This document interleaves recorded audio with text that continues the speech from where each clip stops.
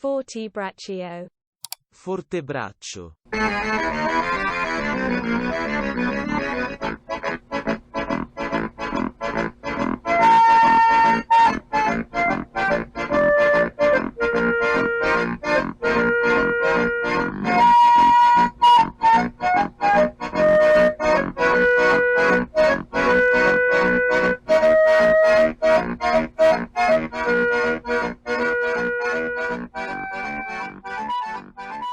Good morning.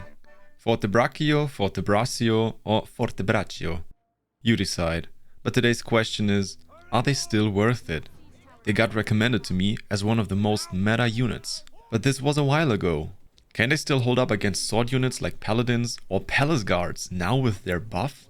Also, the new golden unit, the Modao battalion, is the cavalry killer, and they are excellent in melee fights.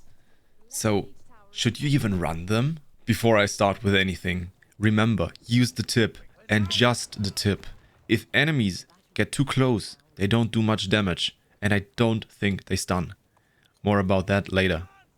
I would advise you to find a good frontline ally that you can support while they hold the enemy off you. You should not go alone or do flanking maneuvers. Also keep in mind that they aren't exactly a fast unit. You could double tap C to let them break formation and run faster to you. But it's not a smart thing to do, because they get too spread out, whereas when you move them with X, they are still in a tight formation, and if a hero tries to attack them, you just press V and all models launch an attack which often one-shots the enemy. Just escort them, and don't go too far away. That way, you know they are safe. What follows now is my own opinion, so please take that with a grain of salt. Personally, when I picked them up, I felt they were kind of weird and were not suited for fighting out of formations. There was definitely a learning curve coming from imp pikes or even pike militia. Even though they are very similar, they are just different enough that they feel like their own type of unit and not just better halberdiers. Due to their long pikes, I found that they can hold themselves pretty well fighting out of formation, if there are 2 or 3 other units to keep them away from the enemy. This is how I run them. I went the top veterancy line, mostly for the last node. They can hit 2 enemies with 1 strike. The other nodes also give them various types of damage increases. Personally, I have not tried them with the bottom line, but this only makes them more tanky in all aspects. And if you play with allies and their shields, you should not get hit all that much in the first place. The most important doctrine is this, where they apply a stun to an enemy when they hit them while bracing. This is also how a guide from Conquerors tells you to run them. The link for that is in the description. It is where I go to look up veterancies for all units. Lastly, I actually enjoy playing them as an attacker. This way I don't have to worry about getting trapped, and they are pretty effective when advancing with allies because of their long pikes. You just station them inside your allies and watch the numbers. Playing this way requires being very active and always looking if your cover ally is moving, because they also rely on you. I actually run them in every warband that I can fit them in.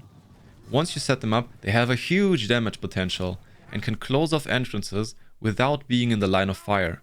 Just put them to the side of a gate and you are good.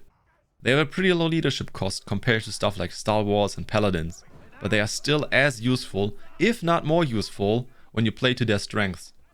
They may not be as mobile as berserkers or good at flanking like paladins, but if you keep to your allies and fight in narrow spaces, they are arguably more valuable than both of them.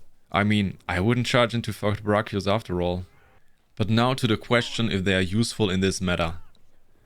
I feel like this meta is heavily defined by units that charge, like paladins and Modaos, and we also see more Iron Reapers. If you put your Fortabraccios behind a shield unit that gets charged, or even sword units, you basically save this unit from certain death while also wrecking the charging unit. So in my opinion, the meta is very much in favor for them, even now when we see less cavalry. If you got the leadership left, learn to use them, they are definitely worth it. If you've made it this far, cheers for watching. Let me know in the comments below what your opinion of Fortabraccios and the current meta is. If you got something out of this video, maybe you could help me out and leave a like for the YouTube algorithm gods. Also, consider subscribing for more content like this.